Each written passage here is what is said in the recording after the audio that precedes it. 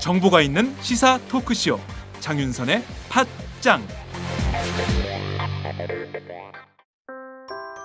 안녕하세요. 충남 금산에서 아버지와 함께 인삼농사를 지어 홍삼을 만들고 있는 젊은 농부 이성규입니다. 사람들은 쉽게 양심하지만 양심은 말로 하는 것이 아닙니다. 품질로 증명하는 것입니다. 양심은 고지식의 대명사 아버지가, 품질은 항상 발전을 추구하는 아들이 각각 책임지는 환상적인 조화, 거기다 직거래가 가능한 합리적인 가격까지. 믿을 수 있는 홍삼 제품을 찾고 계신가요? 노력한 만큼 내어주는 자연의 마음을 알기에 참 착한 홍삼. 지금 검색창에 정성농장 홍삼을 검색하세요.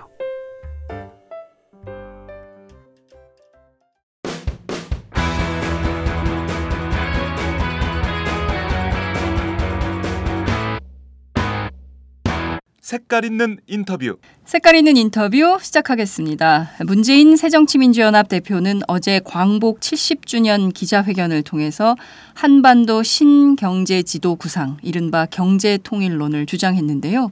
오늘은 문 대표가 주장한 경제통일론의 골격을 잡은 정책 브레인, 새정치민주연합 홍익표 의원을 전화로 연결해서 핵심 내용을 짚어보도록 하겠습니다. 의원님 나와 계신가요? 예, 안녕하십니까. 홍익표입니다. 네, 의원님 굉장히 오랜만에 뵙습니다. 예, 바로 잡아야 될 게 제가 골간을 잡았다는 게 아니라 조금 그냥 보탰을 뿐이지 골간은 문재인 대표님이 직접 하신 겁니다. 아, 네, 알겠습니다. 그러니까 더 이상하네요. 그러니까 더 열심히 하신 것 같은데요. 여하튼 팀이 있었던 걸로 알고 있습니다. 예. 어제 굉장히 많은 국민들이 문재인 대표가 주장한 경제 공동체의 핵심이 어떤 것인지 굉장히 많은 뜨거운 관심을 갖고 있었는데요. 네. 구체적으로 핵심 내용을 좀 정리를 해주시죠. 어떤 구상인지 머릿속으로 좀 그림을 그릴 수 있게 정리를 부탁드립니다. 첫 번째 가장 중요한 거는 이제는 그 통일을 얘기할 때 국민의 먹고 사는 문제, 네. 즉 경제 문제하고 괴리돼서 통일 문제를 논의할 수 없다라는 게 첫 번째 문제 의식입니다. 네. 그래서 국민의 먹거리, 그 다음에 우리 한국 경제의 미래 비전을 담은 그 통일 이야기, 이게 첫 번째 문제고요. 두 번째, 그러면 어떻게 해야 될 거냐? 네. 지금 현재 우리의 그 어떤 경제적 상상력이 이 남쪽에만 머물러 있는데 북한, 그래서 한강의 기적을 대동강의 기적으로 확대해서 전체 한반도의 기적을 만들어내자. 그리고 이 힘으로 만주나 간도 지역, 그리고 저 유라시아 대륙까지 우리의 경제 영역을 확대해 나가자, 이런 구상을 가지고 있는 거고요. 또 그래서 세부적으로 국내적으로는 중국하고 연해가지고는 그 환황의 경제권 개발을 하는 거고, 그다음에 동해안 벨트는 일본의 동북 지역이죠. 니가타를 중심한 그 지역과 그다음에 러시아 블라디보스톡을 포함하는 환동의 개발을 포괄하는 양축을 갖고 경제 개발을 하겠다, 이런 생각을 갖고 있는 것입니다. 그리고 아울러 이를 위해서는 근본적인 한반도 평화 문제, 동북아 지역에서의 그 안정과 평화가 기초가 돼야 되기 때문에 현재 교착 상태에 있는 남북 관계와 육자회담을 재개하기 위해서 오이사 저치 해제를 선제적으로 하고 여야가 함께, 그다음에 아울러서 육자회담을 위한 2+2 회담을 제안한 것입니다. 2+2는 남북 북미 회담에 병행해서 육자회담을 재개하는데 그 노력을 하자, 이런 골격으로 이루어져 있습니다. 네, 우선 의원님 말씀을 좀 들어보니까 박근혜 정부가 FTA 체결할 때마다 경제 영토 확장을 주장하지 않았습니까? 그런데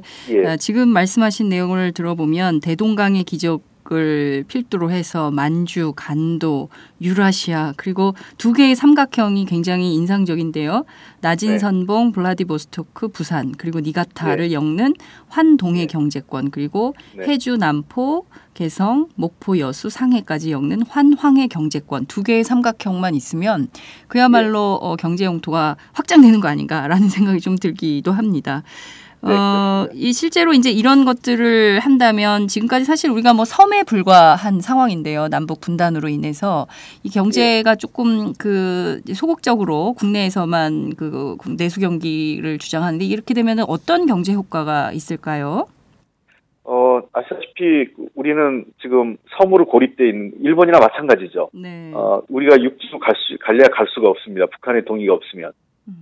그 현재 개성까지만 겨우 육로로 가고 있는 거죠. 네. 그래서 우리는 이 육로로 가는 길을 복원해야 된다는 게 첫 번째. 왜냐하면 그 경제에 있어서 물류가 제일 핵심인데 네네. 물류는 복합 물류라 그래서 그 하늘, 그다음에 바다, 그다음에 이 땅길이 다 연계돼 있어야 됩니다. 그런 측면에서 우리가 섬나라로서의 한계를 극복하기 위해서, 즉 이 반도 국가로서의 장점을 경제지리적 장점을 활용해서는 북한으로 가는 육로를 우리가 열어야 된다는 거고요. 네. 두 번째, 규모의 경제 얘기합니다. 경제학에서요. 통상 최소한 인구 규모가 한 1억 정도는 되면은 내수 시장 규모가 형성된다고 얘기하거든요. 네. 일본만 해도 한 1억 3천 정도 인구 규모를 가지고 있지 않습니까? 네.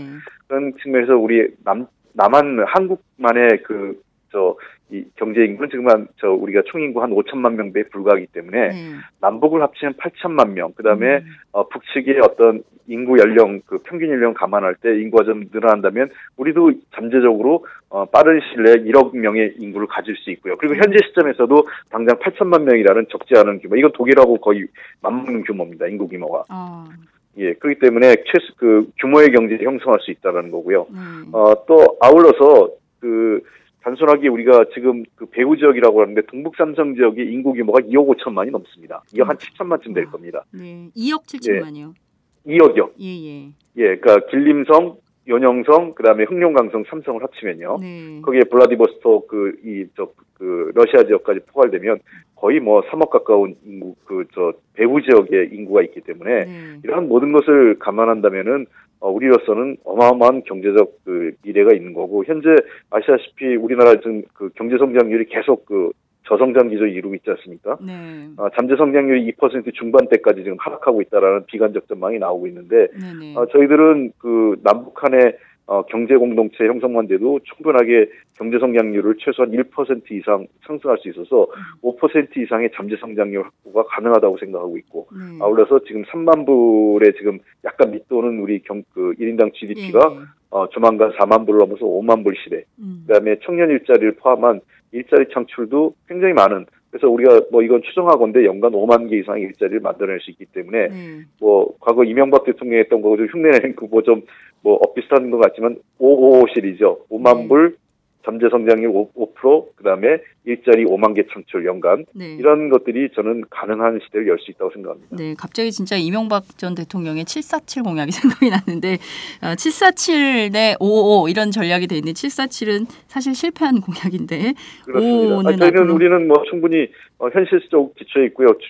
우리가 여러 경제 전문가들하고 검토를 했고, 저도 사실 그런 보고서를 옛날에 쓴 적도 있었습니다. 이명박 정부 때도 그런 보고서를 만들어 적도 있고, 현대경제원이나 다른 모든 연구기관에서 충분히 5만 불 시대, 그다음에 경제 성장률, 잠재 경제 성장률 5% 정도는 가능하다는 것이 많은 경제 전문가들의 공통된 견해입니다. 네, 지금 말씀하신 내용들을 머릿속으로 그려보자면 일단 정말 우리의 경제 영토가 대단히로 확장된다. 그러니까 섬나라의 이렇게 아주 작은 섬나라에 불과한 지금의 현실을 남북 관계 개선만 조금 된다면 좀 이게 어느 날 갑자기 확 뚫릴 수 있는 그런 가능성이 있다는 것까지 잠깐이나마 상상해 볼 수 있는 상황이 되는 것 같은데요. 문제는 현실의 장벽이 굉장히 많은 것 같습니다. 당장 보면 오이사 조치 해제를 할 거냐 말 거냐 이거부터가 좀 문제가 될 것 같은데요. 박근혜 정부는 적극적이지 않은 것 같습니다. 이 점은 좀 어떻게 보십니까? 박근혜 정부에서 오이사 조치가 대단히 혼란스럽습니다. 오이사 조치에 대한 입장이. 즉, 이건 이제 잘 아시다시피 지난 2010년 천안함 사건으로 인해서 이명박 정부가 당시 5월 24일 날 발표한 오이사 조치 아니겠습니까? 그렇습니다. 예, 그래서 과연 이 오이사 조치가 지속하는 것이 우리의 실익에 맞느냐? 저는 이 관점을 봐야 될 것 같아요. 100% 인정해서 오이사 조치 북한의 성의 있는 해명과 사과나 관련 조치가 없는 속에서 일방적으로 이거를 해제하는 것이 맞느냐, 이런 지적도 저는 인정을 하겠습니다만, 자, 그럼 그걸 떠나서 우리 입장에서 오이사 조치를 지속하는 것이 우리 국익에 부합하냐? 저는 그렇게 생각하지 않습니다. 이제는요. 그런 여당 국회의원들조차도 그런 얘기 많이 하고 계세요. 오이사 조치를 지속한 경우가 나타난 것은 북한이 그러면은 그로 인해서 어떤 그 경제적 타격을 받고 우리에게 그러면 또 끌려왔느냐? 그렇지 네. 않지 않습니까? 네. 현실에서 나타나는 것은 우리의 경제적 레버리지, 경제적 그 북한에 대한 영향력은 굉장히 급격히 위축됐고요. 네. 북한의 그 경제적 의존도는 중국에 대한 의존도가 굉장히 높아졌습니다. 그리고 2010년 당시하고 비교해 보면 북한의 대외경제 무역량이 있지 않습니까? 네네. 그 배 이상 성장을 했어요. 그다음에 두 번째, 북한의 경제 상황이 나쁘냐? 그렇지 않습니다. 지금요. 네. 많은 분들이 뭐 이건 제 얘기가 아니라 중국 전문가들 얘기 들어오면 공통된 의견인데, 물론 일부 분들은 그런 비판도 있어요. 북한의 경제상이 나아진 건 평양에 국한된 거 아니냐 이런 얘기하는데, 네. 평양이 좋아지기 시작하면 나머지도 그 시너지 효과가 따릅니다. 한국도 그러면 우리 경제를 볼 때 서울 경제를 보지 어디 강원도 산골이나 경상북도 오지를 우리가 얘기하지 않지 않습니까? 그렇죠. 예. 그러니까 우리가 애써 북한의 경제적 상황을 외면하게, 물론 북한의 경제 상황을 우리가 뭐 과대평가할 이유도 없습니다. 네. 있는 사실을 우리가 그대로 봐야 되는데, 즉 오이사 조치로 따른 우리가 뭔가 북한에게 영향력을 줘서 북한이 어렵게 해서 북한이 사과하게 해야 된다 이런 건데, 네. 그게 효과를 못 거뒀다는 거죠. 네. 왜 못 거뒀냐면은 대북 경제 제재에 대한 원칙이 없어서 그런 겁니다. 그러니까 우리가 경제 제재에 대한 일반적인 국제 연구자들의 원칙이 있어요. 네. 경제 제재는 단기적이어야 됩니다. 장기적으로 하면 효과가 없어요. 왜냐하면 그 구조에 익숙해집니다. 사실 북한에 대한 경제 제재는 미국이 지난 반세기 이상을 해온 거 아닙니까? 네. 한국 전쟁 이후에요. 예. 경제 제재가 장기화되면요, 그 경제 제재는 더 이상 경제 제재가 아니라 그냥 상수가 되기 때문에 거기에 익숙해집니다. 그래서 대개 경제 제재는 6개월 내지는 1년 안에 그거를 마무리하는 것이 일반적인 관례고요. 네. 그다음에 두 번째, 경제 제재를 할 때 효과를 보려면 목표가 분명해야 되는데, 네. 오이사 조치에 대한 목표가 분명하지 않고 그 목표가 확장된 거예요. 나중에 가보면은 북한에 대한 제재가 북한 정권 붕괴까지 얘기하고 있어요. 그렇죠. 그러다 보니까 이 중국이나 러시아, 미국, 일본은 어쨌든 우리하고 외교적 입장을 같이 한다 하더라도 중국과 러시아로부터 전혀 지지를 못 받고 있는 겁니다. 오이사 조치가. 네. 그러니까 그리고 지금, 마지막으로 얘기하면은 경제 제재는요, 우리도 피를 흘릴 각오를 할 때 경제 제재가 납니다. 효과가 있습니다.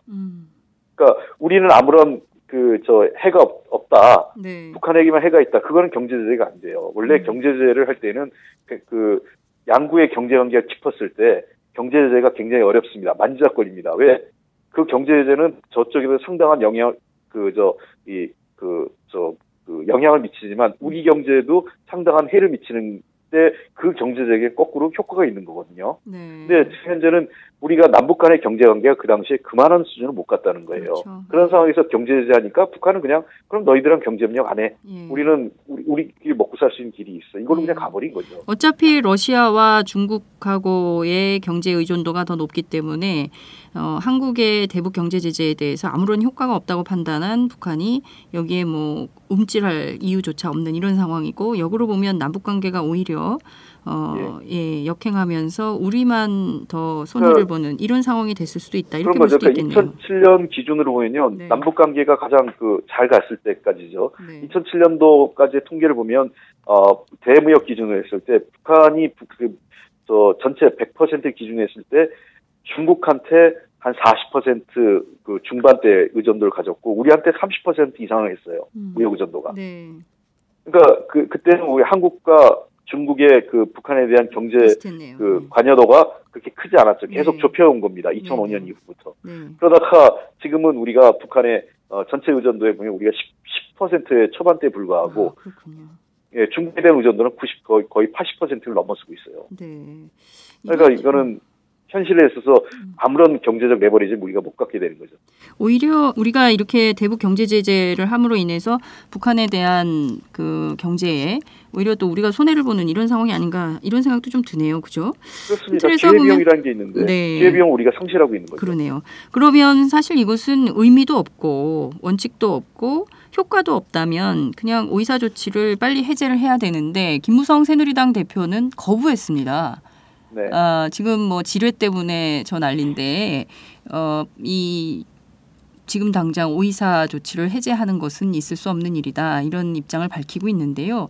이 점에 대해서는 좀 어떻게 보십니까? 우선 네. 그 지뢰 사태하고 오이사 조치는 관계가 없습니다. 네. 예, 오이사 조치는 천안함 사건 관련돼서 정부가 취한 조치였죠. 네. 자, 그러면은 지뢰 문제와 관련돼서 우리가 그럼 어떤 대책을 갖고 있는지 정부한테 묻고 싶습니다. 정부가 가지고 있는 대책이 저 휴전선에서 확성기 틀겠다는 건데요. 네. 대북 심리 하겠다고. 네. 그거 외국 분들한테 미국 사람들한테 그 얘기하면 미국 사람들 웃습니다. 한국은 장병이 전사하고 이렇게 적들로부터 공격받았는데 그냥 입으로만 떠들겠다는 거냐? 그게 군이 취할 태도냐? 이렇게 얘기를 해요. 그러니까 실제로 지금 우리가 북한테 할 수 있는 아무런 수단을 못 갖고 있는 거죠. 네. 저는 이 정부의 안보나 외교적에서 무능과 무책임은 정말 역대 이런 정권을 찾아보기 어려울 정도라고 생각해요. 아니 군인들이 지뢰로 우리 장병이 희생을 당했는데 기껏 한다는 게 대북 심리전 방송하겠다. 그게 저한테 가장 중대한 영향을 미친다. 그거 되게 웃긴 얘기죠. 그래서 저는 이런 겁니다. 물론 대북 심리전 방송이 저도 전방에서 군대 생활을 해봤기 때문에 네. 전혀 영향이 없는 건 아니겠지만 네. 그거는 제가 보기엔 굉장히 제한된 수준이고요. 네. 그리고 그런 거를 한다는 것은 외국에게 좀 웃음거리밖에 안 됩니다. 네. 정말 북한에게 할 때면 북한이 아플 수 있는 조치를 취해야죠. 네. 그렇다면 실질적으로 어떤 조치를 취해야 된다고 보시는 건가요? 그러기 위해서는 우리가 지금 북한이 가장 아파하는 게 뭘까 이런 걸 좀 따져봐야 됩니다. 네. 그러면 우리가 맨날 한중 관계 좋다고 얘기하면서 중국한테 이 문제에 대해서 납득시키지 못하고 있죠. 그리고 제가 근데 얘기하는 거는 북한에게 이 제재를 가하는 것보다는 네. 저는 이번 기회를 통해서 항상 새로운 관계를 업그레이드 될 수 있다고 생각해요. 제재보다는. 네. 그러니까 즉 뭐냐면 북한에게 이 문제에 대해서 성의 있는 조치를 요구할 수 있겠죠. 근데 북한이 좀 거부했기 때문에 어쩔 수 없지만 네. 그럼 결국은 이걸 가져갈 수 있는 거는 유엔 안보리로 가져가야겠죠. 지금 당장 우리가 군사적 무력을 할 수 없다면. 네. 그다음에 두 번째 얘기는 지금 현재 우리 을지 포커스 훈련 하고 있고 네. 그래서 저는 대범하게 하나는 지뢰 없는 DMZ. 예. 그렇죠. 지뢰 없는 한반도 하면서 그게 박근혜 대통령도 이번에 8.15에 그 얘기 하신 거 아니에요. 네. 그렇기 때문에 평화공원 하자. 평화공원 하려면 지뢰가 없어야 돼. 이렇게 선결돼야 되는 거죠. 네. 그럼 그런 작업들을 대담하게 제안을 하는 거죠. 저는 그런 문제들에서 우리가 소극적일 이유가 없다고 생각해요. 군축이라든지 또는 지뢰 제거라든지 DMZ의 물리력을 철수한다든지. 왜? 우리가 훨씬 기동력도 좋고 장비도 우수하기 때문에 군사 간의 이 접전 거리를 벌리면 벌릴수록 우리는 군사적 역적으로 유리합니다. 네.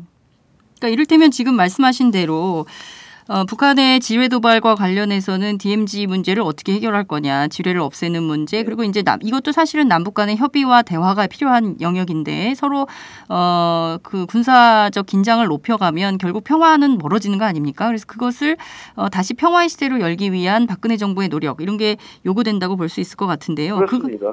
그거하고 늘 군사 위기라는 거는 네. 군사 위기를 군사적으로 푸는 거는 군인들이 하겠지만 네. 그러한 군사적 위기가 정말 무력 충돌을 가지 않게 하는 게 정치와 외교의 역할 아니겠습니까? 네. 그렇기 때문에 군에 대한 문민 통제를 하는 겁니다. 민주주의 국가에서. 네. 그러니까 어느 나라든 군에 대한 문민 통제가 중요한 게 바로 그런 무력 사용을 절제하고 먼저 정치적으로 풀 수 있는 것을 우선하기 때문에 그런 거죠. 그래서 이런 DMZ의 물리적 충돌이나 우발적 상황이 발생했을 때 또는 네. 여러 가지 도발 상황이 발생했을 때 하나는 안보를 정확히 우리가 군사력으로 안보를 유지하는 속에서도 적극적으로 이것을 근원적으로 이 문제를 해결할 수 있는 대담한 제안을 통해서 남북 관계를 한 단계 업그레이드하는 것이 바로 정치 영역이고 외교의 영역이죠. 네, 그렇죠. 사실 이번 8.15 경축사에서 박근혜 대통령이 어떤 형태로든 북한에 대담한 제안을 할 것으로 좀 기대를 했었는데 사실 그 점이 없어서 아쉽다 이런 평가가 야당 안에서도 나오는 것 같습니다. 예. 이 지점에서 살짝 그 얘기를 좀 짚고 넘어갈게요. 박근혜 대통령의 8.15 경축사에 대해서는 좀 어떻게 평가를 하십니까? 어제 문재인 대표께서도 밋밋하다라는 얘기 하셨지 않습니까? 그렇죠. 예. 아마 전체적으로 광복 70주년의 메시지라고 보기에는 상당히 아쉽습니다. 네. 그러니까 특히 일본 아베 총리 담화 이후에 나온 거기 때문에 네. 일본에 대한 메시지로서도 좀 아쉽고요. 네. 또 북한과 관련돼서도 그 어떤 새로운 대담한 제안을 갖고 있지 않고 그저 현상 유지 정도 수준. 네. 그 다만 뭐 좀 그나마 다행이라고 할 수 있는 거는 상황을 극도로 악화시키기보다는 네. 뭐 평정을 유지했다. 이 정도는 이 부분은 뭐 나름대로 평가를 할 수 있는 분이라고 생각을 해요. 네. 그럼에도 불구하고 광복 70주년이라는 계기적 시점에서의 대통령의 메시지라면은 저는 상당히 좀 높은 수준의 네. 어떤 비전이나 구상이 담겼어야 되는 것이 아닌가. 설사 그것이 현실에 조금 뭐 현실과는 거리감이 있다 하더라도 현실과의 거리감과 비전을 제시하는 건 좀 다른 거거든요. 네. 그 비전을 제시했을 때 현실과의 거리감을 좁혀나가는 것이 그게 이제 정치의 영역이겠죠. 그렇습니다. 그걸 앞으로 정부가 해야 될 과제고요. 네. 근데 지금 요번에 정부가 발표한 박근혜 대통령의 메시지를 보면 정말 입장이 참 공색하다 이렇게 표현할 수밖에 없는 것 같아요. 네. 그러니까 미국의 압력에 의해서 한일 관계 개선을 할 수밖에 없는 몰려가는 입장에서 네. 아베 총리의 담화문이 대단히 불편하고 부족함에도 불구하고 네. 별다른 그렇습니다. 반박할 수 없는 입장. 또 북한에게 별다른 레버리가 없는 속에서 북한도 뭐 이 원칙적인 안보에 대한 강조를 하면서 또 대화의 문을 열 수밖에 없는 네. 우리의 이 한계. 그러니까 북한을 대화로 이끌어낼 수 있는 아무런 하우투, 그러니까 정책적 수단을 지금 제시하지 못한 거죠. 그러니까요. 말씀하신 대로 박근혜 대통령의 궁색한 상황이 고스란히 드러난 경축사가 아니었나 이런 생각이 좀 들기도 합니다. 말씀하신 대로 광복 70주년에 걸맞는 좀 박근혜 대통령만의 통 큰 제안 이런 것들이 좀 있을 거로 기대를 했었는데 역시 그것은 없었고 오히려 문재인 대표의 구상이 훨씬 더 통 큰 구상이 아니었나 이런 평가를 국민들은 하고 있는 것 같다는 생각이 좀 드는데요. 말씀하신 대로 이것이 지금 육자회담 재개가 굉장히 중요한 하나의 돌파구가 될 수 있을 것 같은데 이 정부는 역시 이명박 정부 때부터도 말이죠. 육자회담에 대해서 매우 소극적이고 사실은 이게 사실 유명무실화됐다 이렇게 평가할 수도 있을 것 같은데요. 이것을 좀 다시 살릴 수 있는 계기나 기회 이런 것들을 어떻게 만들어야 될까요? 그런 육자회담에 대한 좀 역사적 고찰을 좀 해야 됩니다. 아마 네. 그거를 박근혜 대통령 알고 계신지 모르겠어요. 육자회담의 구상이 누가 한지 알고 계십니까 혹시? 육자회담의 구상은 우리 정부에서 나온 거 아닙니까? 아닙니다. 아닌가요? 육자회담은 부시 정부가 한 거입니다. 아, 그랬나요? 예. 왜냐하면 부시 정부는 북한하고 대화하기가 싫었던 겁니다. 그래서 다자간 대화를 부시 정부가 선호했어요. 네. 그래서 다자간 대화라는 게 이제 특히 일본까지 끌어들여서 네. 일본, 그다음에 중국, 러시아, 그다음에 남북한, 미국 이렇게 하면 다들 부시 정부의 그 입장을 지지해서 5대1로 북한을 고립시킬 수 있을 것이다. 이런 생각을 하고 육자회담을 밀어붙인 겁니다. 사실 북한은 육자회담에 굉장히 소극적이었어요, 처음에. 그래서 육자회담을 하기 위해서 북미중이 3자회담을 먼저 하고 그다음에 남북미중 4자회담 하고 그래서 간신히 육자회담으로 한국과 중국이 설득해서 야 육자회담 나와도 되니 네. 중국이 우리가 너희들을 외교적으로 지원도 해주고 우리 한국도 우리가 건설적인 역할을 할 테니 육자회담 나와라. 간신히 설득해서 육자회담을 만든 겁니다. 그러니까 육자회담은 원래 미국 정부, 부시 정부가 강력히 푸시했고 네. 북한이 계속 제일 소극적이었던 거죠. 그렇군요. 그러나 워낙 미국이 북한과의 직접 대화를 거부하는 상태에서 네. 그나마 이 대화의 끈을 끈을 유지하기 위해서는 육자회담으로 갈 수밖에 없다라는 한국과 중국의 현실적인 판단이 육자회담을 가능하게 했던 겁니다. 북한을 설득해서요. 근데 육자회담의 이렇게 역사를 보면 육자회담은 그 자체로 돌아갈 수가 없습니다. 육자회담이 잘 돌아갈 때는요. 네. 남북회담과 북미회담이 선순환적 관계를 만들 때 육자회담이 성과를 거둡니다. 즉 남북 간의 당국 간 회담 있지 않습니까? 네. 그 당시에는 노무현 정부 시절에 이제 장관급 회담이 계속 이어졌죠. 그랬죠. 그래서 남북 장관급에서 당국 간 회담이 직접적으로 이루어지고 또 육자회담의 어떤 계기점을 만들어가는 건 항상 북미 간의 사전 접촉입니다. 네. 그러니까 그때 싱가포르나 또는 베를린, 제네바 이런 데서 북미 간의 사전 접촉을 해서 양국이 서로 간의 현안을 주고받습니다. 입장을 주고받고요. 네. 그래서 그런 의견에 대해서 물론 그 전에 남북 회담을 해서 우리가 미국의 북한에게 미국의 입장을 전달하고 또 미국에게도 북한의 의견을 전달하기도 합니다. 그런 것, 남북 관계, 북미 관계가 복잡하게, 플러스 어떤, 과정을 거치면서, 네. 거기서 합의된, 도출된 내용이 육자회담으로 올라오게 돼 있어요, 테이블요. 그러면 육자회담에서, 북한이 해야 될 의무가 있고, 의무를 주어지고, 한반도 비핵화 관련된, 네. 그러면은 그거를 보증하기 위해서 중국이 뭐를 담보하고, 러시아는 어떻게 하고, 그렇죠. 일본은 어떻게 하고, 한국은 어떻게 하고, 미국은 어떻게 하고, 각국이 그거에 대한 임무가 부여되는 거죠. 그렇게 해서 육자회담이 굴러가는 구조였어요. 그렇기 때문에 지금 현재 육자회담이 좀 교착 상태에 있는 것은 왜 교착 상태에 있느냐? 남북 대화가 중단되고 북미 대화가 안 되니까 육자회담이 열릴 수가 없는 거죠. 그래서 이번에 2+2 제안이 나온 이유는 육자회담 현실적으로 지금 이 동북아시아에서의 유관국들, 북한을 포함한 이 유관국들 6개 국가가 합의한 유일한 대화 창구가 육자회담이지 않습니까? 이 육자회담을 재개하기 위해서는 남북 간 대화와 북미 간 대화가 병행적으로 굴러가지 않으면 육자회담이 성사되기도 어렵고 설사 성사된다 하더라도 성과를 내기가 어렵습니다. 네. 저는 사실 육자회담 당시에 워낙 육자회담의 틀을 남북 미중이 중심으로 이끌어가고 사실 두 나라는 들러리 비슷하게 돼 있어가지고요. 저는 우리 정부가 적극적으로 주장해서 된 회담인가 보다 이렇게 생각을 했었는데 그게 아니었군요. 부시 정부가 북한하고 직접 대화하기 싫어서 다자간의 회담 틀을 만들었는데 이게 의외의 성과를 냈으니 얼마나 부시 당시 대통령이 당황했을까 이런 생각이 좀 부시 정부가 좀 당황했던 거는 본인은 5대1이라고 생각했는데 자기 편을 들어주는 거는 기껏해야 일본 정부밖에 일본밖에 없었고. 없었죠. 한국하고 중국은 중간에서 중재자 역할을 했고 러시아는 도리어 거의 일관되게 북한 편을 들어주고 이러니까 2대2나 또는 4대2 도리어 미국이 고립되는 그런 상황이 일본도 때로는 어떤 자기의 이해관계 있으니까 북한하고 대화하고 이런 식이니까 부시 정부가 그러니까 나중에 부시 정부와 육자회담이 소극적이 됩니다. 그거를 다시 불러낸 게 9.19 공동성명이었죠. 다음은 팟짱 서포터즈 1호 광고입니다.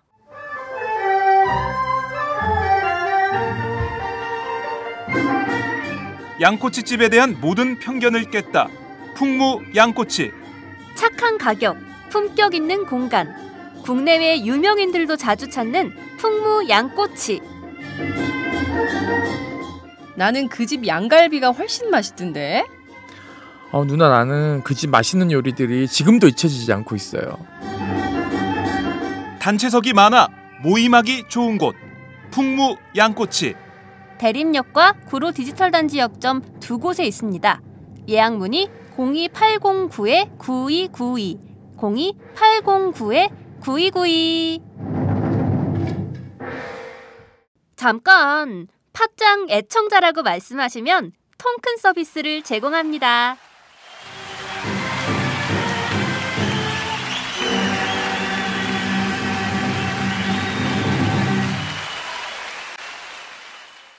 지금 생각해보면 어찌됐든 이 회담을 통해서 동북아의 다자간 외교 그리고 동북아 평화체제가 상당 수준 유지되고 혹은 더 큰 미래에 대한 비전을 좀 꿈꿔볼 수 있는 기회가 됐던 회담으로 기억을 하는데 결국 이것이 우리 스스로가 이 중요한 그릇을 좀 발로 차버린 이런 상황에 와 있는 것인데요. 다시 그렇습니다. 또 2+2를 통해서 남북 혹은 또 북미 회담을 통해서 새로운 역사의 국면을 만들어보자. 이것이 문재인 대표의 신경제 구상의 하나다 이렇게 볼 수도 있을 것 같은데요. 그렇습니다. 어떻습니까? 현실적으로 2+2 이게 우리 외교당국이 받을 수 있는 안이라고 보십니까? 저는 안 받을 거라고 생각합니다. 안 받은데 왜 제안하셨습니까? 그거는 저희는 그것이 유일한 해법이고 그거는 아마 외교부나 통일부에서도 잘할 겁니다. 왜냐하면 그분들도 경험이 있기 때문에. 이게 유일한 해법인데 왜 안 받습니까? 외교당국은? 그거는 우리 또 야당이 제안하니까 안 받으려고 하겠죠. 첫 번째. 두 번째는 실질적으로 문제를 해결하려고 하는 의지가 있는가에 대한 저는 회의가 있어요. 저는 정말 2+2를 통해서 육자회담을 재개하기 위한 2+2가 그거는 문재인 대표님이 과거 국정 경험에 기초한 육자회담이 현실화되기 위해서는 그런 것이 불가피하다는 걸 알기 때문에 그런 제안을 한 거거든요. 그래서 박근혜 대통령이나 현 정부가 조금 지난 정부의 국정 경험을 좀 면밀히 살펴보고 그걸 좀 귀를 열고 들었으면 좋겠어요. 저는 뭐 제가 뭐 농담삼아 안 할 거다라고 얘기했지만 네. 그래도 신랄 같은 희망은 이렇게 해서 그 2+2를 통해서 육자회담이 재개되기를 정말 강력하게 희망하고 있습니다. 네, 말씀하신 대로 남북 대화가 끊기면 사실 경제 협력은 뭐 말할 수 없이 더 어려워진 상황, 어려운 길로 가게 되는 것인데요. 사실 남북 철도도로 협력 사업에 대해서는 사실 정권이 어느 정권이 잡든지 간에 남북 관계는 계속 이어가야 되는 정말 민족의 큰 사업인데요. 이것이 중단된다는 정권에 따라서 이게 중단되고 또 하지 않고 이런 일이 반복되는 것에 대해서 우리 국민들은 참 답답함을 느끼는 것인데요. 네. 박근혜 대통령이 이번 8.15 경축사에서 철도 협력에 대한 언급이 있었어요. 이것은 좀 적극적으로 추진해야 된다 이렇게 보지는 않으십니까? 그거는 그거는 저희 구상이었고요. 네. 그 철도협력 구상이 뭐 어제 오늘 얘기가 아니었습니다. 1990년대 초반부터 나왔던 얘기니까 네. 다만 이게 박근혜 대통령은 본인이 그 관심 사업이라니까 그 얘기만 달랑 끄집어내서 하는 건데 네. 철도 협력 좋은데요. 네. 그 철도가 왜 필요하죠? 물자가 다니고 사람이 다니고 뭐 그런 그래야죠. 주요 통로가 되는 것이죠. 그런 거죠. 네. 그러니까 그걸 그 사람과 물자가 통과해야 될 사람과 물자가 없으면은 네. 철도 동결이 의미가 없는 겁니다. 왜 저 사업이 탄력을 못 받냐면 그거를 가야 될 사람과 물자가 충분치 않기 때문에 그런 거죠. 그러니까 남북 간의 교류 협력이 활성화되고 금강산 관광 재개돼서 원래 그 정지용 회장께서 구상했던 것은 금강산 관광이 금강산에 끝나는 게 아니라 원산을 거쳐서 저쪽 그 라진선봉, 칠보산까지 가는 거였거든요. 네. 그렇게 되면 당연히 그쪽 라인을 통해서 사람이 가는 거고 물자가 올라갈 수 있는 겁니다. 지금 모든 배편이 남북 간의 교류 물류가 끊어져 있고 네. 교역이 끊어져 있는 상태에서 갈 수 있는 사람도 없고 보낼 수 있는 물자도 없는 거죠. 그러니까 철도만 달랑 연결해서 그 철도가 도대체 어떻게 수익성을 내겠습니까? 네. 물론 철도와 연결되고 나면 이후에 또 창출할 수 있는 거기 때문에 네. 철도 협력이라는 상징성을 갖고 네. 남북관계 개선을 해야죠. 네. 남북관계 개선되지 않고 교류 협력하지 않으면 그 철도는 뭡니까? 철도만 녹슬은 기찻길 되겠죠. 또. 그럴 수 있죠. 지금도 이미 녹슬어 있는데 이게 지금 뭐 말씀하신 대로 철도로 사람도 다니고 또 물자도 움직이고 이러면서 살아있는 생생한 철도 그리고 또 도로 협력도 해야 되지 않습니까? 북한의 길을 새로 닦고 뭐 이런 것에도 우리 경제 인력들이 파견이 된다면 뭐 굉장히 잘할 수 있는데 이런 부분들에 대해서 남북 대화가 정말 우선되는 상황인데 이게 그러면 박근혜 정부 내내 기대하기 어려운 뭐 이런 거라고 전망하십니까? 아니면 뭐 지금 당장이라도 할 수 있다 이렇게 보십니까?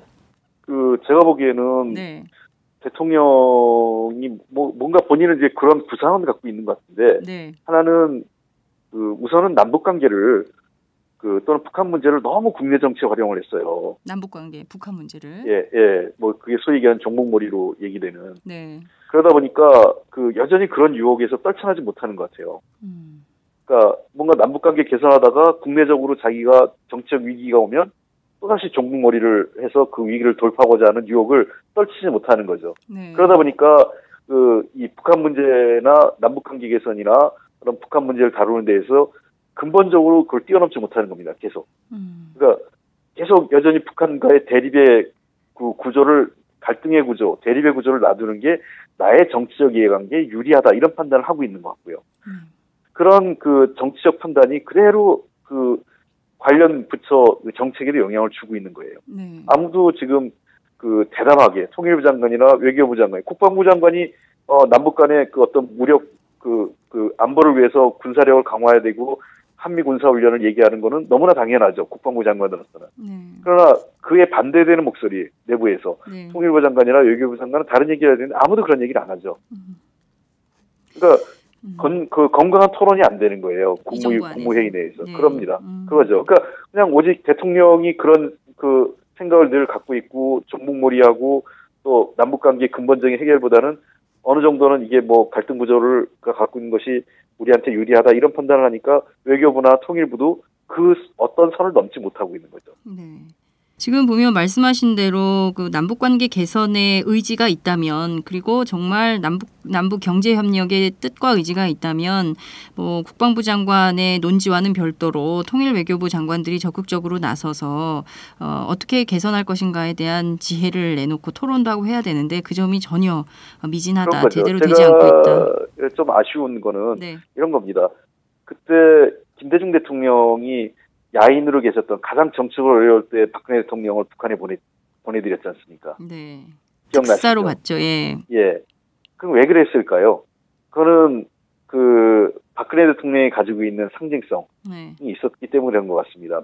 고 박정희 전 대통령의 그 당시만 해도 뭐 유력 정치인은 아니었죠. 국내 상황에서 그냥 정치인이지만 박정희 대통령의 딸로서의 어떤 사회적 비중이 더 높았을 때였으니까요. 네. 그럼에도 불구하고 먼 미래를 봤을 때 그 김대중 대통령은 박근혜 대통령이 남북 관계에 뭔가 긍정적인 역할을 할 수 있을 거란 기대감을 갖고 그런 그 김정일 위원장과의 면담 자리를 주선을 했던 겁니다. 네. 자, 지금 현재 대통령이 직접 뭔가 북한하고 대화를 할 때 부담이 있을 수 있어요. 왜? 정부 대화를 하게 되면 뭔가 북한하고 뭐를 줘야 될 또는 네, 어떤 주고받기. 정치적 책임을 져야 될, 주고받기를 해야 될 부담감이 많이 있다면 그 전에 사전적인 대화를 많이 하는 게 좋습니다. 네. 왜 정의화 국회의장이 국회 회담을 하겠다는 것을 흔쾌히 동의하지 않습니까? 국회의장 정의화 의장 새누리당 출신의 네. 보수적인 인사입니다만 우리가 보기엔 대단히 합리적인 분이세요.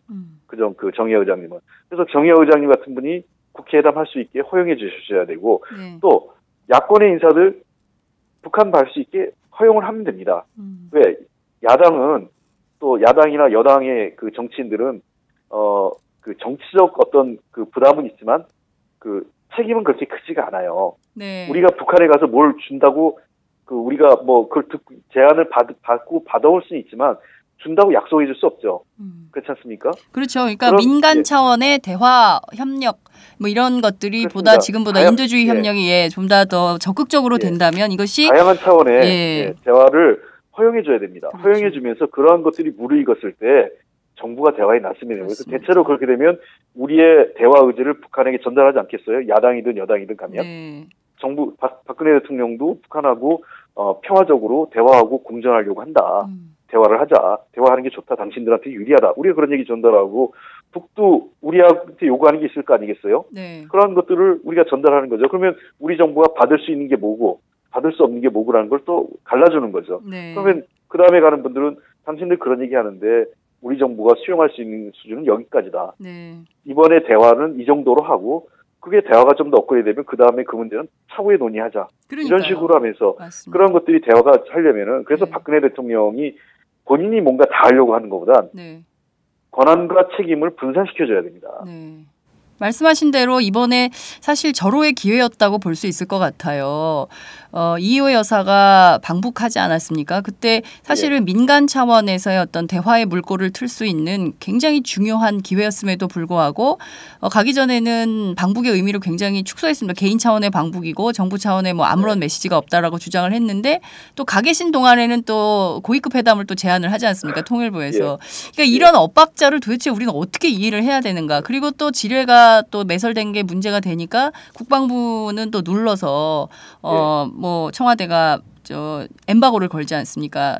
국방부가 기자들한테 그렇게 해서 또 발표를 늦추고 북한에서는 아무런 메시지가 없고 이런 상황을 참 우리 국민들이 한심하게 볼 수밖에 없는 것이죠. 그렇죠? 그리고 예를 들면 이런 거죠.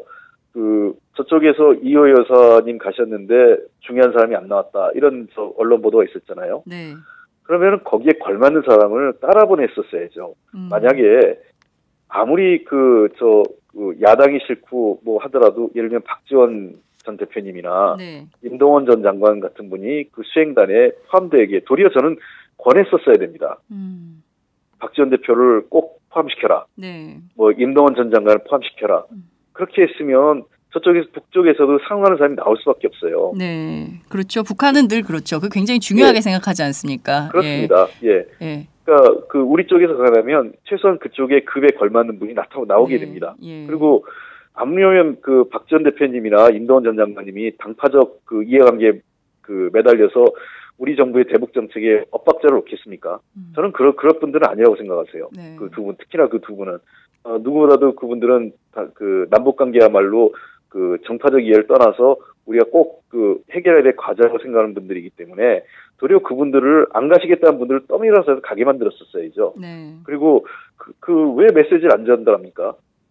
그런 걸 메시지를 안 보냈다 이렇게 얘기하는 게 아니라 그런 부분에 대해서는 답을 하지 않으면 됩니다. 네. 확인해 줄 수 없다라든지. 네. 그거는 우리가 확인된 바 없다, 아는 바가 없다, 뭐 이런 정도로 하면 NCND 있지 않습니까? NCND 그런 그 거죠. 유명한 그런 예. 것도 왜 안 쓰는지 모르겠어요. 예. 그러면은 북쪽이 적절한 우리 메시지를 받을 만한 사람이 나오고 그런 환경이 되면 메시지를 보낸 게 되는 거고요. 그렇죠. 그리고 그렇지 않은 성이면 메시지를 안 보낸 겁니다. 우리도. 그렇습니다. 예, 그렇게 해서 이 외교나 특히 그 대북 정책, 외교 정책 이런 거는 그 전략적 모호성이 그런 데서 필요한 거거든요. 네, 맞아요. 아쉬움이 많습니다.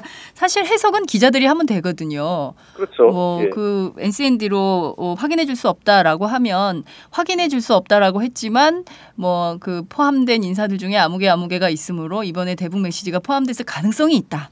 그렇죠. 저희들이 그 정도로 쓰면 되거든요. 네. 근데 그건 기자들이 쓴 거고 정부가 확인한 건 아니지 않습니까? 그렇습니다. 그렇게 해도 충분히 됐는데 할 수 있었던 영역인데 그조차도 하지 않은 것에 대한 답답증이 있습니다. 그러니까 사실 이 정부가 남북관계 개선에 진정성, 의지가 있는 거냐 이런 의심을 하게 되는 것 같습니다. 또 포함해서 저는 굉장히 아마추어리즘인 것 같아요. 아마추어리즘이 있다. 예, 그러니까 그 대통령은 그렇다 치더라도 그 아마추어리즘이 정말 몰라서 그러는 건지 아니면 대통령 눈높이에 맞춰서 대통령이 시키는 것만 하려고 하다 보니까 아무도 어떤 대담하게 건설적 제안을 안 하는 건지 모르겠지만 실제로 북한과의 대화를 너무 나이브하게 생각하는 것 같아요. 그 나이브하게 생각하는 거에는 몇 가지 이유가 있는데 네. 보수적인 분들하고 대화를 해보면 네. 이런 얘기를 서슴없이 하세요. 첫째는 북한 사람들을 되게 평가절하하거나 무시하는 경향이 있습니다. 북한의 당국자들을. 네. 그러니까 김정일이 시키는 대로만 하지 아무것도 모른다. 국제사회가 돌아가는 것도 잘 모를 거다라고 단정짓는 네. 그 경향이 하나 있고. 네. 두 번째, 과거 이제 자기들이 퍼주기란 비판을 했지 않습니까? 네. 그러다 보니까 어떤 오해에 빠지냐면 북한은 돈 주고 쌀 주면 언제든지 대화에 응할 거라고 생각하는 판단을 하고 있어요. 네. 그것도 좀 잘못된 거고요. 네. 저는 이 두 가지 문제에 대해서 다시 생각해 봐야 돼요. 하나는 뭐냐면, 북한이 물론 우리의 대북 인도적 지원이나 쌀이나 어떤 경제 지원 필요로 하는 건 사실이지만, 네. 그거 그냥 준다고 받지 않습니다. 그 사람들은 그거를 받을 때도 절차와 명분, 과정을 굉장히 중시해요. 그렇죠. 예. 그냥 준다고 나오는 거 아닙니다. 그러니까 마치 많은 오해가 이명박 대통령의 자서전에도 굉장히 약간 좀 흔히 얘기해서 천박한 인식이 드러나는 건데, 네. 주니까 안달을 한다. 그거 저는 사실관계가 아닐 거로 보고요. 그런 행태를 보인 사람들이 거의 없어요. 그쪽에서. 네. 그러니까 그거는 그런 인식들이 전반적으로 깔려 있는 겁니다. 그러면은 돈 주고 왜 못합니까? 한번 해보라고 싶어요, 저는요. 네. 근데 돈 사실 주고, 돈도 안 예. 주고 있지 않습니까? 쌀도 안 예, 주고. 그러니까 돈 주고 쌀 주고 한다고 북한이 늘 마음대로 마음대로 북한이 대화에 응하거나 북한을 바꾸지낼 수 없다라는 겁니다. 그렇죠. 다른 과정들과 함께 그런 것들이 병행돼서 갈 때 효과를 볼 뿐이죠.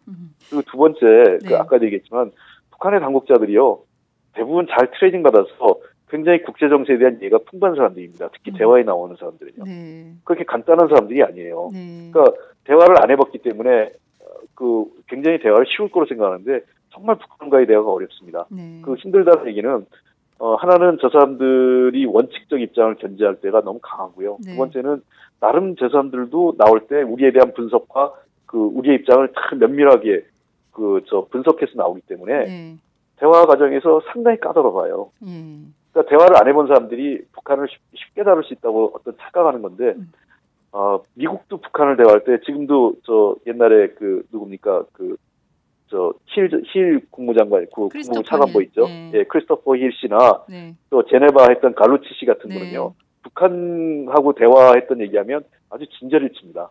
아주 지긋지긋하다고 사람들하고 네. 대화하는 게. 그렇죠. 왜냐하면 지긋지긋하다는 거는 막무가내라는 뜻도 있지만 또 하나는 그 사람들하고 대화가 설득하는데 굉장히 그 사람들도 나름대로 입장을 갖고 있기 때문에 아주 뭐 정말 그 대화가 정말 힘들었다는 얘기를 하세요. 네. 말씀하신 대로 박근혜 정부의 대북 정책 아마추어리즘에 근간하고 있다. 그리고 또 하나는 이런 뭐 일테면 그 김정은을 제외한 나머지 당뇨들은 굉장히 무식할 거다라는 어떤 북한에 대한 무시 정책. 그리고 또 하나는 돈과 쌀을 주면 언제든지 그 대화에 응할 것이다라는 오판. 이런 오판이 결국 남북 관계가 자꾸 스텝이 꼬이게 만드는 요인이 아닌가라는 생각이 좀 들어요. 그 점은 좀 어떻게 보십니까? 네. 그런 제가 지금 드렸던 말씀이 그러는데 저는 그런 선입관 또는 이제 그 편견이죠. 저는 그래서 그 남북 대화를 하는 데 있어서 오만과 편견이 굉장히 잘못돼 있다고 생각해요. 오만하다는 얘기는 우리가 북보다 무조건 우월하다고 생각하고 대화하는 경우가 있는데 그렇지 않습니다. 그러니까 제가 말씀드린 거는 제가 드리고 싶은 얘기는 북한의 그 사람들을 설득할 때에는 그냥 우리가 가르치는 식으로 하는 것보다 경험을 통해서 우리가 같이 바꿔 나가자. 예를 들면 이런 거죠. 북한에 사형제도가 있어요. 우리가 장성택 씨나 이런 거 굉장히 비인도적인 조치를 취했지 않습니까? 북한이요. 그런 거를 니네 사형제도가 잘못됐으니까 야만적이야 없애 이렇게 하는 것보다 우리도 사형제도가 있는데 사실상 사형을 집행 안 한 지가 오래됐다. 그래서 우리는 사실상의 사형제 폐지 국가로 국제사회에 평가받는데 이게 국제인권지수에 굉장히 좋은 평가를 받는다. 차제 남북이 사형제도를 종식시키는 그런 어떤 공동 선언이나 그런 걸 한번 단계적으로 사형제도를 폐지하는 그런 걸 한번 같이 하면 어떠냐 남북이 라고 하면 저쪽이 받을 명분이 생기는 거죠. 그거는 일방적으로 너희들 받으라는 게 아니라 남북이 함께 하자라고 하면 저는 그런 것들이 북한 인권법보다 북한의 인권을 보장하는데 굉장히 중요한 전진이라고 생각합니다. 그럴 수 있죠. 예. 말씀하신 대로 그런 게 하나의 이제 소중한 사례가 될 수 있을 것 같은데요. 아까 그 2+2 회담으로 다시 좀 돌아가서 보자면 말씀하신 대로 지금 북미가 그 남북 회담은 꼬일 대로 꼬여 있고 이것이 박근혜 정부의 아마추어리즘과 이런 오판, 북한에 대한 오판 때문에 당장 풀리기 어려운 이런 상황에 놓여 있는 것은 사실인 것 같다. 이런 분석이 가능할 것 같은데요. 또 다른 측면에서 보자면 우리가 이란 핵협상 타결에서 보듯이 북미 관계가 진전될 급물살을 탈 가능성 이런 것들도 있는 거 아닌가. 그럴 때 우리는 어떻게 할 것인가. 이것도 굉장히 중요한 문제가 될 것 같아요. 이 점은 좀 우리가 어떻게 분석 혹은 진단을 해야 될까요? 그리고 제가 최근에 미국을 좀 몇 차례 갔다 온 제 경험이나 미국 관계자들하고 그 서울에서 대화한 경험에 따르면 미국은 북한 문제에 별다른 관심이 없습니다. 지금 오바마 정부가 그러니까 그거는 전략적 이해관계가 없는 거죠. 북한 문제에 대해서 우리가 생각하는 것만큼 예를 들면 쿠바, 이란과 북한은 다른 겁니다. 그게 왜 다르냐? 쿠바는 미국으로 지리적 위치상 미국에 굉장히 전략적인 중요성이 있죠. 그렇죠. 항상 턱 밑에 무슨 칼날 하나 있는 것 같은 느낌 아니겠어요? 쿠바가 미국 입장에서는. 그래서 쿠바하고 관계에서 그리고 쿠바가 점점 다른 나라와 관계 개선을 지금 해나가고 있는 상황이기 때문에 미국도 더 이상 늦춰서 안 되겠다 그런 판단이 작용한 것 같고요. 그리고 이란은 항상 중동 지역에 사활적 이해관계가 있죠. 특히나 IS 아시죠? 무장 테러 단체인 IS가 하면서 이란과의 관계 개선이 더 필요해진 겁니다. 그래서 미국으로서는 중동 지역의 빠른 안정, 석유 자원의 안정적 확보 차원에서도 이란과의 관계 개선이 미국의 국익에 부합한 거죠. 그러나 동북아지역에서 북한은 뚜렷한 전략적 이해관계가 없습니다. 북한에 대해서 미국이. 그냥 지금까지도 큰 불편 없이 살아왔어요. 북한의 핵이나 북한의 도발은 상대적으로 지금 한국이 나름 지금 현재 한국이 적절하게 막고 있고 또 핵 문제 같은 확산 문제는 중국이 적절하게 통제하고 있다고 보는 거예요. 그러면 굳이 부담 있는 공화당이 뭔가 자꾸 공화당은 북한을 때리라고 지금 얘기하고 있거나 이런 미국 내 보수주의자들의 오바마 정부에 대한 압박이 있지 않습니까? 그런 걸 그냥 굳이 대화를 시작해서 압박을 받는 것보단 그냥 무시하고 있는 게 편한 거예요. 정치적으로. 북한 문제가 워싱턴에서 핫 이슈로 떠오르지 않는 게 오바마 정부한테는 제일 편한 거죠. 그러나 미국 정부의 이해는 그렇다 하더라도 우리는 다르죠. 보면 미국이 반응을 보이는 거 보세요. 미국은 핵실험할 때보다 북한이 장거리 로켓 시험 발사할 때 훨씬 격렬하게 반응합니다. 그러니까 북한이 핵을 갖는 거는 이제는 더 이상 막을 수도 없고 그거는 큰 문제가 아니고 다만 북이 운반수단을 갖는 거에 대해서는 뭐 어떻게든 통제하겠다 이렇게 생각합니다. 네. 그러면 지금 상황에서 보자면 그 오바마의 동북아 정책은 일본을 위시로 해서 동북아 정책의 뭐 균형 외교를 좀 하면서 그냥 큰 관심 없이 보내는 것으로 하기 때문에 결과적으로 보자면 조만간 북미 간의 어떤 협상 혹은 대화가 시작될 가능성은 없다. 이렇게 전망을 해도 되는 그게 걸까요? 뭐 높지 않다고 봅니다. 없다라고 우리가 뭐 사회과학에서 단정적으로 얘기하기 좀 그렇고요. 네. 현재로서는 미국이 먼저 나서서 네. 북미 간의 대화의 어떤 대화의 물꼬를 틀 만한 그런 상황적 그 어떤 필요성이나 네. 전략적 이해관계 크지 않다고 좀 보고 있는 거고요. 근데 미국이 전략적인가 큰 건 어디입니까? 한국입니다. 네. 따라서 한국 정부가 남북 대화를 시작하고 미국에게 북한과의 그 성의 있는 그 대화를 시작하다는 걸 강력하게 요청하면요, 미국이 네. 움직이는 거예요. 네. 그게 그 왜 미국의 전략적이에는 한국과 중국, 일본이 있기 때문에 그런 겁니다. 네. 만약에 한국이 적극적으로 남북 대화를 시작하지 않습니까? 네. 그리고 미국에게 대화를 요구했는데 미국은 안 하고 있는데 그러면 한국이 중국하고 해서 남북한과 중국이 3자 간에 뭔가 뭐 만들어가고 있고 경제협력 사업하고 환황의 경제권이 현실화되고 막 이런 게 만들어지면 미국이 대화 안 할 수가 없어요. 왜?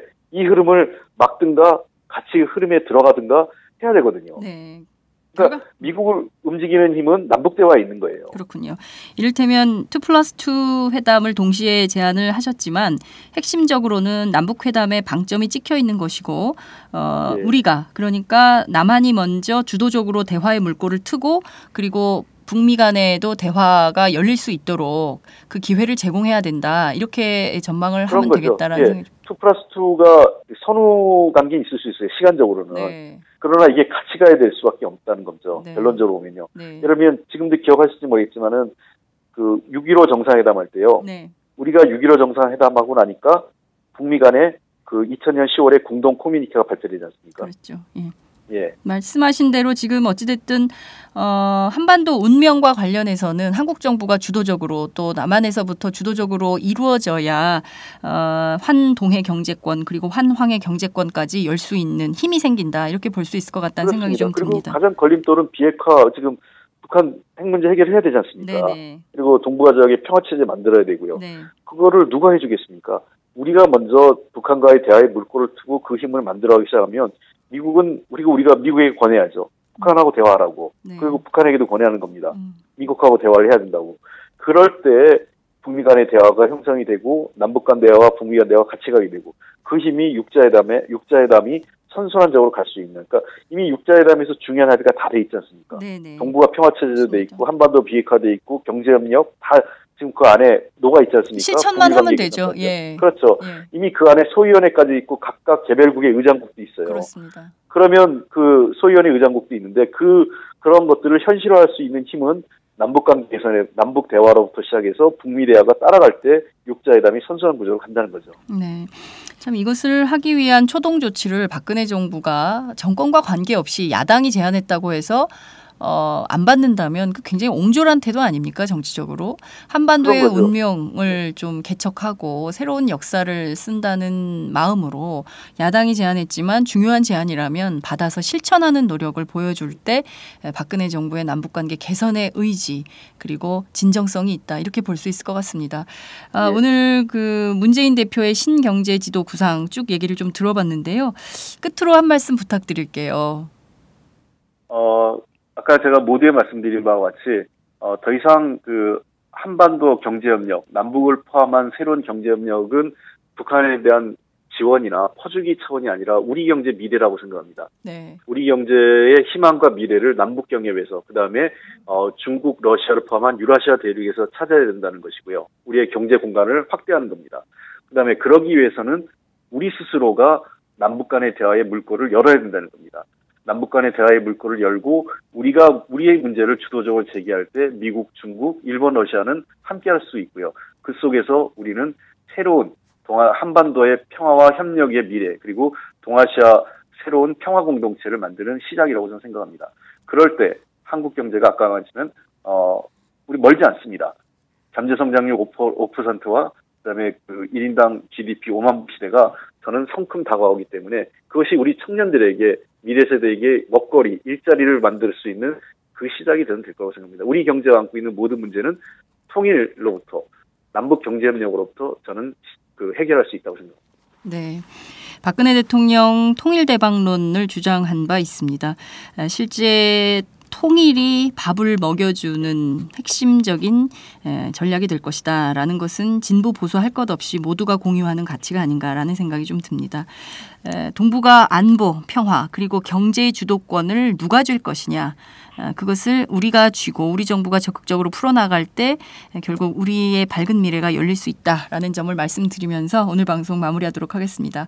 말씀 잘 들었습니다. 감사합니다. 네, 감사합니다. 네. 지금까지 새정치민주연합 홍익표 의원과 함께했습니다.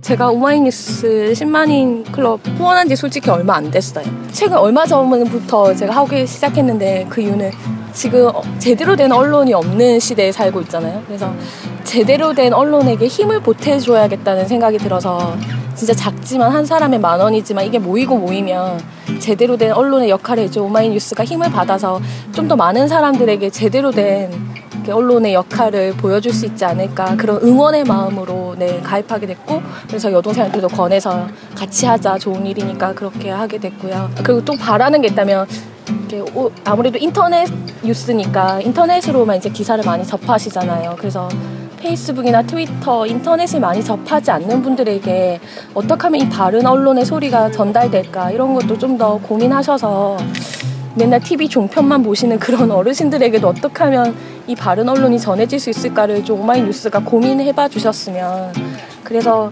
우리가 정말 너무 다른 세상에 사는 게 아니라 하나의 소리를 좀 같이 나눠서 듣고 공감할 수 있는 그런 시대가 됐으면 좋겠습니다. 네, 너무 축하드립니다. 6주년. 안녕하세요. 오마이뉴스 최종병기라고 바득바득 우기고 있는 김병기입니다. 15년 동안 기자로 뛰고 있습니다. 여러분이 보내주신 자발적 구독료가 제 월급이었어요. 정말 고맙습니다. 장윤선의 팟짱도 그렇게 만들어요. 팟캐스트 제작비 스폰서가 되어주세요. 10만인 클럽에 가입하시면 되는데요. 02-733-5505 내선번호 274번으로 전화주세요. 아니면 오마이뉴스 홈페이지 우측 상단에 동그란 주황색 배너가 있거든요. 그걸 꾹 눌러주세요. 청취자 여러분, 열심히 뛰겠습니다. 아싸!